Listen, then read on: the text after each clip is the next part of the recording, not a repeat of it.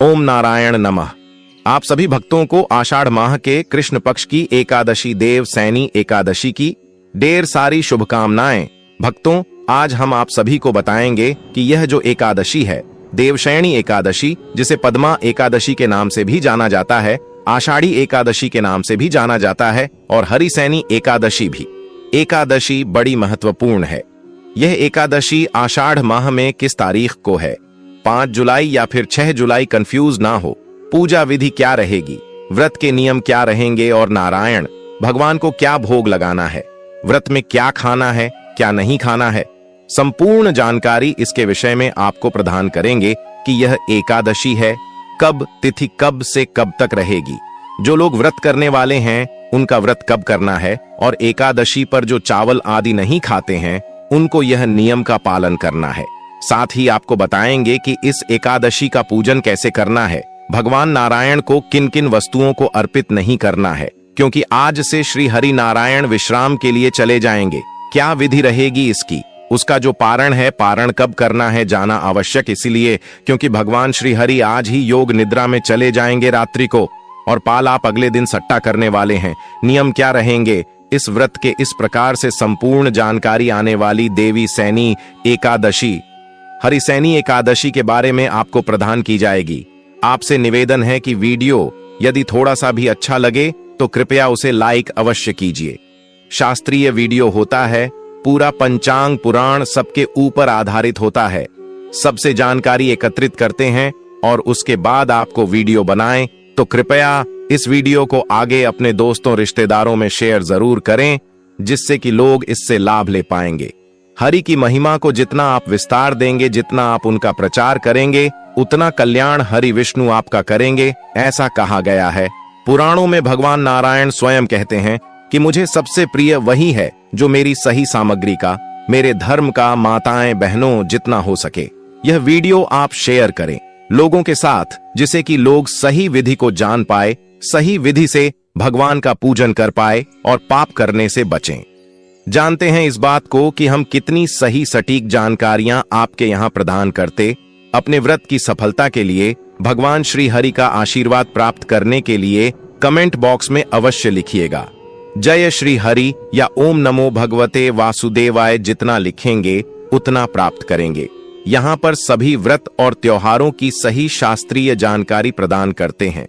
हम पंचांग और ज्योतिष शास्त्र के आधार पर बताते हैं कि कौन सी तिथि कब है, व्रत आदि कब करना है, कौन सा त्योहार कब मानना है, क्या विधि, क्या नियम होने चाहिए, क्या कथा और क्या महत्व में है। संपूर्ण जानकारी पुराण के आधार पर प्रदान की जाती है। तो यदि आप सभी व्रत और त्योहारों की सही शास्त्रीय जानकारी प्राप्त करते रहना चाहते हैं तो चैनल को भी सब्सक्राइब कीजिए, और सब्सक्राइब करने के बाद वहां पर एक बैल का निशान बना हुआ आएगा, घंटी का निशान बना हुआ आएगा, उसको अवश्य दबाइएगा, तभी आपको हमारे सारे वीडियो मिलेंगे, अन्यथा आपसे जानकारी छूट जाएगी। तो चैनल को सब्सक्राइब करें और बेल आइकन को प्रेस करें। आरंभ करते हैं आज की जानकारी और बात करते हैं सबसे महत्वपूर्ण एकादशी, जो कि आषाढ़ मास के शुक्ल पक्ष की एकादशी तिथि होती है। यह एकादशी वन-4 एकादशी यो एकादशी कही जाती है। निर्जला एकादशी, देवउठनी एकादशी, उत्पन्ना एकादशी और देवशयनी एकादशी की 4 महत्वपूर्ण एकादशी है। देवसैनी एकादशी जो आने वाली है, इसके दिन किए जाने वाले दान पुण्य तो महत्वपूर्ण है, व्रत तो महत्वपूर्ण है, लेकिन एक बड़ी बात जो उसके साथ जुड़ी है कि इस दिन के बाद भगवान श्री हरि योग निद्रा में चले जाते हैं। क्षीर सागर में जाकर 4 महीने तक गहरी योग निद्रा में चले जाते हैं। शुरुआत हो जाती है चातुर्मास, वह समय होता है 4 महीने का दिन।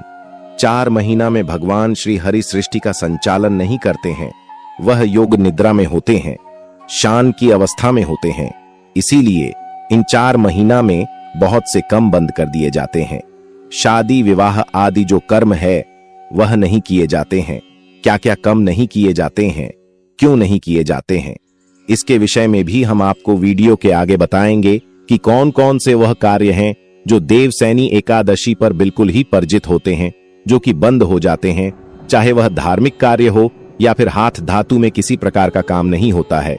यह एकादशी 4 महीने तक कोई कार्य नहीं होता। 12 महीने में से यह जो 4 महीने हैं, यह 4 महीने धर्म कर्म के लिए बने हैं। इन 4 महीना में जितना धर्म करेंगे उतना कल्याण होगा। महत्वपूर्ण होती है। इस एकादशी पर दिन में भगवान श्री हरि का पूजन किया जाता है और रात्रि को देव सुलाई जाते हैं, जिसे देव सोनी एकादशी कहते हैं। देव सुलाने की जो प्रथम है, यह बहुत सारे प्रति में आज भी जारी है और मनाई जाती है। और प्रति रात्रि जब भी शिवरात्रि आती है, देवयानी की उसे दिन देर सुनाए जाते हैं और देव उठनी पर देव उठाए जाते हैं। इसके विषय में भी हम आपको वीडियो प्रदान करेंगे कि कैसे आप देव उठनी पर देव उठाएंगे और कैसे जोड़े सैनी आ रही है। इस पर रात्रि को कैसे आपको देवों को सुलाना है, इसका वीडियो भी हम जल्दी है आपके लिए लेकर आने वाले हैं। आज केवल चर्चा का विषय है हमारा कि देवशयनी एकादशी है, कब मुहूर्त आदि क्या है, किस विधि से पूजन करना है तो अभी हम केवल इसके बारे में अच्छी तरह से जान लेते हैं। भक्तों, देव सोनी एकादशी पर भगवान श्री हरि विष्णु 4 महीने की योग्य निद्रा पर चले जाते हैं और सृष्टि का जो भी कार्य कर है वैसे भगवान शिव जी के हाथ में छोड़कर निद्रा पर चले जाते हैं। सूर्य कर्क राशि में आता है तो भगवान को सहन करते हैं और जब वह सूर्य तुला राशि में आता है तब वह भगवान को जगाया जाता है। यदि कभी अधिक मास आ जाए तो भी यह काम इसी प्रकार से चलता है। आषाढ़ मास की शुक्ल पक्ष की जो एकादशी होती है, इसी दिन सूर्य कर्क राशि में प्रवेश करेगा, जो कि भगवान श्री हरि विष्णु को निद्रा के रूप में कार्य करेगा। तुला राशि में सूर्य का प्रवेश होगा तो भगवान को जागृत किया जाएगा। यह कम इसी प्रकार से चलता रहता है, चाहे अधिक मास हो चाहे सामान्य गणना की बात हो। जब चातुर्मास आरंभ होता है ना, तो चतुर्मास में कुछ नियम लिया जाते हैं।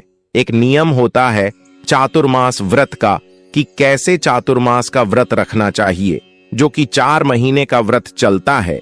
इसके अतिरिक्त भिन्न भिन्न दान के नियम दिए जाते हैं, जो 1 महीने के भी होते हैं, 2 महीने के भी होते हैं और पूरे 4 महीने के लिए भी यह नियम धारण किए जाते हैं। इन दिनों में होता है ना, इन दिनों में इन धर्म कर्मों को करने का फल बहुत अधिक है।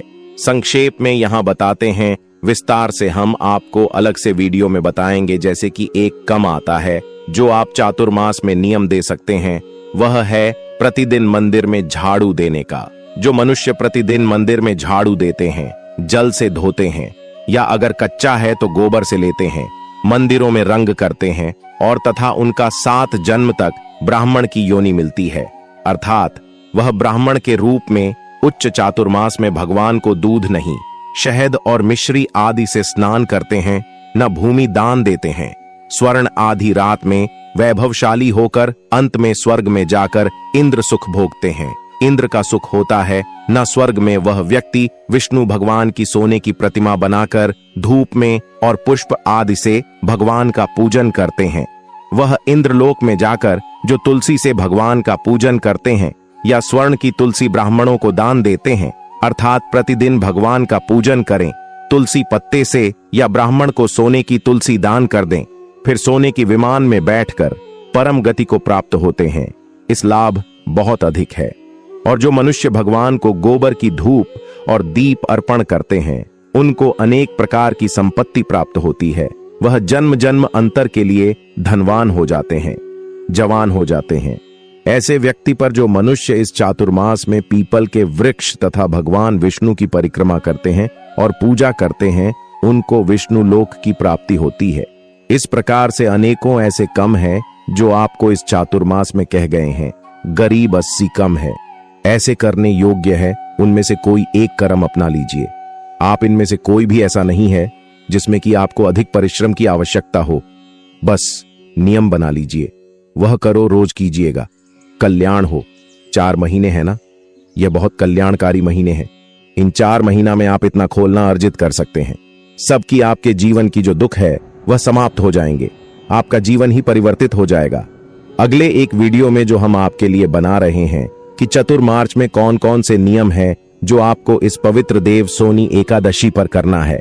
इसको करने के लिए आपको दशमी तिथि से ही नियमों का पालन आरंभ कर देना होता है, जैसा कि राजा मांधाता ने सतयुग में किया था। राजा मांधाता का वृतांत, जवाब की कथा सुनेंगे, इसकी महिमा को सुनेंगे। व्रत वाले दिन तो आपको उसके बारे में विस्तृत रूप से जानकारी आएगी। किस प्रकार से राजा मांधाता जो है वह अपनी प्रजा का पुत्र पालन करता था और किस प्रकार से इस एकादशी के चमत्कारी परिणाम से ही उसके दुखों का अंत हुआ था।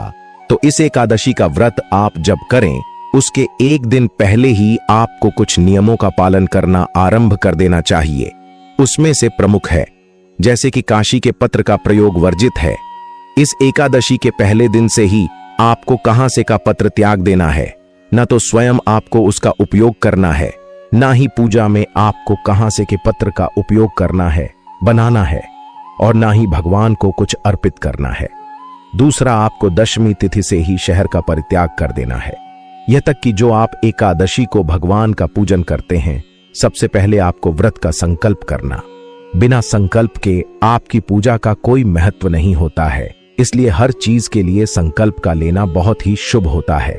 बिना संकल्प के पूजा अधूरी मानी जाती है। आपको व्रत पूजन का संकल्प आवश्यक रूप से करना है। विधि बताते हैं कि संकल्प कैसे करना है। जब अपने भगवान की स्थापना कर दी है, स्थापना कर लेने के बाद धूप दीप जलाने के बाद अपने आप को तिलक और मौलिक आदि बढ़ने के बाद आपने व्रत का संकल्प करना है। संकल्प करने के लिए अपने सीधे हाथ पैर जल लीजिएगा। 1 रुपये का सिक्का दक्षिण के रूप में काम से कम रखिएगा और 3 बार बोलेगा ओम श्री विष्णु, ओम श्री विष्णु, श्री विष्णु। अपना नाम, अपना गोत्र, जिस स्थान पर बैठकर संकल्प कर रहे हैं वहां का मकान नंबर, क्षेत्र का नाम, शहर का नाम। आषाढ़ माह से शुक्ला पक्षिणी एकादशी। श्री हरि विष्णु व्रत में संकल्पम संकरी। श्री विष्णु शरण शरण प्रगति शंकर। भगवान के चरणों में अर्पित कर दीजिएगा। पंचामृत से स्नान करते हैं, ना तो वह जो पंचामृत आम बनाते हैं उसे पंचामृत में भी शहर का प्रयोग नहीं करना चाहिए। इन 3 दिनों में शहर वर्जित है। कौन से 3 दिनों?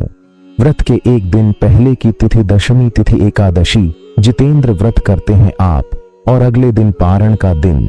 यह 3 दिनों में आपके शहर का प्रयोग नहीं करेंगे, नहीं प्रयोग करना चाहिए। ऐसा शास्त्र कहते हैं। मसूर की दाल वर्जित है। मसूर की दाल का प्रयोग आपको नहीं करना चाहिए। आपको इन दिनों में तामसिक पदार्थ, लहसुन, प्याज आदि का प्रयोग भी नहीं करना चाहिए। हरी पत्तेदार सब्जियां चने का साथ, यह भी दशमी तिथि को त्याज बताया गया है।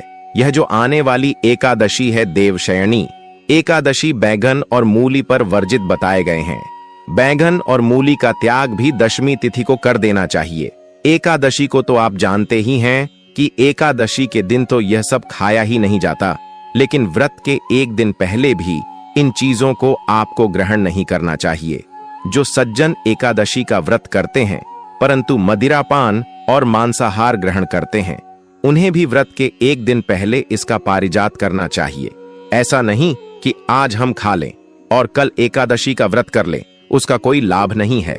नियम कहता है कि देवसैनी एकादशी का व्रत आप करेंगे, उसके एक दिन पहले ही आप इस आहार को और मदिरापान को त्याग दीजिए। उसके बाद अगले दिन आप व्रत कीजिए। तो यह वह नियम है जिनका पालन आपको दशमी तिथि को ही आरंभ कर देना है। आप बात करेंगे कि जिस दिन आप व्रत कर रहे हैं उसे दिन क्या करना चाहिए। आपको एकादशी वाले दिन जितना व्रत कर रहे हैं, देवसैनी एकादशी का उसे दिन सूर्योदय से पहले अवश्य उठ जाना चाहिए। प्रयास कीजिए, यदि ब्रह्म मुहूर्त में उठ पाए तो ब्रह्म मुहूर्त में, अगर ना उठ पाए तो आप शुरू से सूर्योदय से पहले उठ जाएं। पवित्र स्नान करना चाहिए। हमने पहले भी आपको बताया कि जितना आप पवित्र स्नान करेंगे उतना आपका कल्याण होगा। तो अगर आप गंगा स्नान को जा सकते हैं उत्तम है, नहीं जा सकते हैं तो घर पर गंगा स्नान की विधि हमने बताई है। जैसे कि आप जो नहाने का पानी भरते हैं उसे पत्र को साफ कीजिए, उसमें पहले गंगा जल लीजिए, कुछ गुंडे और उसमें नॉर्मल पानी डालकर और हर हर गंगे बोलते हुए उत्तर दिशा की ओर मुख करके आप स्नान कर लीजिए। यह आपका कल्याण करेगा। पवित्र स्नान करने के बाद भगवान भास्कर को जल्द देना है कि आषाढ़ मास की एकादशी है। आषाढ़ मास में भगवान सूर्य देव के तपन रूप का पूजन होता है और इनका मंत्र है ओम रे नमः, ओम रवि नमः। इसको जितना जपेंगे उतना कल्याण सूर्य देव करेंगे। आषाढ़ मास में सूर्य देव को जल देने के बाद अब आप पूजन की सामग्री एकत्र कीजिए और एकादशी व्रत पूजन करने के लिए आसन लगाकर बैठ जाइए। बात आती है जी की पूजन के लिए सामग्री क्या चाहिए कि आप उसे पर एक जगह नोट कर लीजिए, जिससे कि आप उसको पहले से ला सके। ये वीडियो को सेव कर लीजिए। तो आप जब लेने जाएंगे और ले लीजिएगा, आपके पास भगवान की चतुर्भुज रूपी कोई तस्वीर होनी चाहिए। चतुर्भुज जिसमें भगवान के 4 भुजाएं हों, क्योंकि यह जो देवसैनी एकादशी है ना, इसके भगवान के चतुर्भुज स्वरूप का ही पूजन किया जाता है। तो चतुर्भुज स्वरूप की कोई तस्वीर या प्रतिमा लीजिएगा। तुमको स्थापित करने के लिए चौकी हो तो चौकी लीजिएगा। उसे पर बचाने के लिए पीला वस्त्र ले लीजिएगा। भगवान को अर्पित करने के लिए पूजा के लिए होली, मौली, पान, सुपारी, लौंग, इलायची, धूप, दीप, नेगेटिव फुल, फूलों की माला, इत्र, जानू, यह सामग्री है जो आपने एकत्र करनी है। इसमें से जो सामग्री आपके पास हो वह रहने दीजिएगा, जो ना हो वह आप बाजार से ले आएगा। पंचामृत का प्रयोग भी होगा, तो पंचामृत बनाने के लिए कच्चा दूध, दही की शक्कर और गंगा जल में का प्रयोग होगा। एक तांबे का लोटा जो आपके घर में होगा। यह पूजा पाठ के लिए सारी सामग्री है, इसको एकत्र कीजिए। तांबे का जो लाता है उसमें पहले गंगा जल भारी है, फिर शुद्ध जल भारी है, और आसन लगाकर सारी सामग्री एकत्र करके बैठ जाइए। एक फोन लीजिए। फूल के माध्यम से पहले सारी सामग्री का शुद्धिकरण करेंगे, स्थान का शुद्धिकरण करेंगे। ओम पवित्र हो, पवित्रम सर्वन माहेश्वरी ओम। इस प्रकार से अपने जाल सीधे देखें और सामग्री का शुद्धिकरण किया है। शुद्धिकरण करने के बाद अब भगवान की स्थापना की जाएगी। अपने सीधे हाथ पैर जल लीजिए और हाथ धो लीजिए। हाथ धोने के बाद आप भगवान के लिए चौकी पर चाहिए। चौकी पर एक पीला वस्त्र जो कि आप पहले से लेकर रखा हो उसे बचाइए। हाथ में पुष्प लीजिए। भगवान नारायण से, चतुर्भुज स्वरूपी भगवान श्री हरि विष्णु से निवेदन कीजिए कि हे भगवान विष्णु, हम आपका पूजन कर रहे हैं, आपका आवाहन करते हैं कि आप यहां आए और हमारे इस पूजन को स्वीकार करें। यह पुष्प हम आपको आसन के रूप में अर्पित कर रहे हैं। इन्हें आसन के रूप में स्वीकार करें और यहां पर विराजमान हो। इस प्रकार से भगवान से निवेदन करते हुए वह पुष्प वहां अर्पित कर दीजिए। भगवान की तस्वीर या प्रतिमा जो भी आपके पास है उसको स्थापित कीजिए। उनके सामने घी का दिया रखिए। सीधे हाथ की ओर धूप रखिए। धूप और दीप दोनों को प्रज्वलित कर दीजिए। अब आप हाथ धो लीजिए। हस्त रक्षण सीधे हाथ पर चलने के हाथ धो लीजिए। एक चम्मच से एक एक चम्मच जल अपने हाथ पर लीजिए और आज मणि कीजिएगा, ग्रहण कीजिएगा। आय नमः माधव, नमः जल को लीजिए और पी लीजिए। ओम केशवय नमः जल को लीजिए, पी जाइए। ओम नारायण नमः जल को लीजिए, पी जाइए। ओम ऋषिकेश बाय नमः, उसके बाद आपके हाथ धो लेना है। ओम हास्टल नमो नमः, उसके बाद आपको नमः तिलक कीजिए। परिवारी जो भी लोग पूजा कर रहे हैं उनका तलाक कीजिए और मौली हाथ में बांध दिए। जो लोग पूजा में बैठे हैं उन सभी के हाथों में मौली को बंद लीजिए। उसके बाद आपको भगवान नारायण का पूजन करने के लिए उनके सामने एक पत्र रख दीजिए, कटोरी रख दीजिए, जिसमें आप पूजा की सामग्री अर्पित करेंगे, जिससे कि वह इधर उधर ना पहले और पैरों में ना आए। अब आप भगवान को सबसे पहले पद्य अर्घ अजमानी अर्पित करेंगे। अर्पित करने के लिए एक एक मंत्र पर एक एक चम्मच जल भगवान को अर्पित कीजिएगा। जिनके पास प्रतिमा है वह प्रतिमा को स्नान कराएगा। आगे की जब बात आएगी तो वह आज शंकर से दीजिएगा, बाद ही कल्याणकारी रहेगा। और जो तस्वीर पर पूजन कर रहे हैं वह उनके सामने रखे हुए पत्र में जल अर्पित कीजिएगा। ओम भूर्भुव स्व श्री नामा एकादशी व्रत पूजा निमिट्ठार देवसैनी एकादशी पद्यम समर्प्यारी नमः। पद के रूप में एक जल दीजिए और वह अर्पित कीजिए। ओम भूर्भुव सवाना महाभारत समर्प्यारी के रूप में एक चम्मच जल लीजिए, अर्पित कीजिए। अजमानी करने के बाद अब आप भगवान को स्नान करेंगे। प्रेम से स्नान के लिए जलातीत कीजिए। ओम भूर्भुवा स्वाहा नमः। जल से स्नान करने के बाद आपको श्री हरि विष्णु की प्रतिभा या मूर्ति को पंचामृत से स्नान करना। पंचामृत बनाने के लिए आपको दूध दही की शहर का प्रयोग बिल्कुल भी नहीं करना है। बाकी अन्य सामग्री आप पंचामृत बनाकर श्री हरि विष्णु का स्नान कर सकते हैं। पंचामृत स्नान करने के बाद आप भगवान को पुनः शुद्ध जल से स्नान कराएंगे। ओम भूर्भुवा स्वाहा श्री विष्णु नमः जलम समर्पयामि। नमः झालर की कीजिए। भगवान को शुद्ध जल से नहलाने के बाद भगवान को वस्त्रक्षित करेंगे। वस्त्र के रूप में मौलिक का एक टुकड़ा तोड़ेगा और वह भगवान को अर्पित कीजिएगा। ओम भूर्भुव स्व श्री विष्णोई नमः वस्त्रम समर्पयामि नमः। मौली का एक टुकड़ा लीजिए उसको तलाक कीजिए और वस्त्र के रूप में श्री हरि विष्णु को अर्पित कीजिए कुमकुमड़ी से तिलक करके, और वह यज्ञोपवित्रपित कीजिएगा। ओम भूर्भुव स्व श्री विष्णु नमः जग्गु पवित्रम समर्पयारी नमः करने के बाद आप भगवान को इत्रापित करेंगे। इत्र के रूप में आप इत्र को पुष्प पर लगा लीजिए और वह अर्पित कीजिएगा। भगवान ओम भूर्भुवा स्वाहा श्री विष्णु नमः एतराम समर्पयामि नमः इत्रापित करने के बाद अब भगवान को आप तिलक लगाएंगे। ओम भूर्भुव सवारी राम ही वेलकम तिलक पुष्प अर्पित करेंगे भगवान को। तो फूलों की माला है तो माल पहनाएगा, पुष्प अर्पित कीजिएगा। ओम भूर्भुव स्व पुष्पम समर्पयारी कीजिए। प्रेम से पुष्प अर्पित करने के बाद फूलों की माला पहनने के बाद भगवान को धूप दिखाएंगे और दीप दिखाएंगे। ओम भूर्भुव स्वाही ओम भूर्भुवा स्वाहा दीपम दर्शन दिखाइए। धूप दीप दिखाने के बाद भगवान को नए नायद अर्पित करेंगे। नैवेद्य क्या होता है? मिठाई हो तो मिठाई अर्पित कीजिएगा, फल हो तो फल चढ़ाएगा, अन्यथा मिश्री यहाँ पर पिट कर दीजिएगा। ओम भूर्भुव स्ववे नमः अर्पित करने के बाद अब भगवान को आप आसमानी कराएंगे। जलाशमणि ओम भूर्भुव स्वाम समर व्यायाम ही भगवान को तंबू अर्पित किया जाएगा। इसके बाद तांबूल के लिए पान का पत्ता लीजिए, उसमें 2 लौंग 2 इलायची और सुपारी रखिए। ओम भूर्भुवा स्वहतम पोलम समर्पयारी परम शुभ लक्षण अर्पित करना चाहते हैं भगवान के लिए वहां दक्षिण हाथ में दीजिए और चढ़ाई भगवान को ओम भूर्भुवा स्वाहा एवं समर्भयम करने के बाद अब भगवान को हाथ जोड़कर नमस्कार कीजिए और देवसैनी एकादशी की कथा का श्रवण कीजिए। व्रत कथा भी अपने सुनाई है, दोनों ही कथाएं आपको हमारे चैनल पर सुनाई जाएंगे। साथ में विष्णु सहस्त्र नाम अवश्य श्रवण करना है। तो यह सुनने के बाद आप आरती करेंगे भगवान की, पर आरती करके नियम के अनुसार आप दिन का व्यतीत करें। उसके बाद आप जो विधि बताइए उस पूजन कीजिए। नियमों में ब्रह्मचर्य का धरना 10 तारीख को करेंगे और द्वादशी को पारण के बाद तक रहेगा। पारण तक आपको ब्रह्मचर्य का पालन करना है।